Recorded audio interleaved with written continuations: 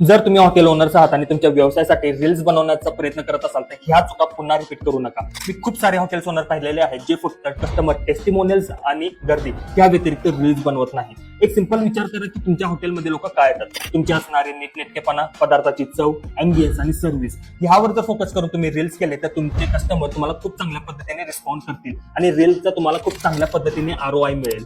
तर ह्या रील्स कशा पद्धतीने बनवू शकतात? सगळ्यात पहिलं तुम्ही तुमचा अँबियन्स दाखवू शकता. तुमचा जेव्हा सेटअप नीट अँड क्लीन असतो तेव्हा त्याचे व्हिडिओज घ्या आणि त्याची रील्स बनवून तुम्ही पोस्ट करा.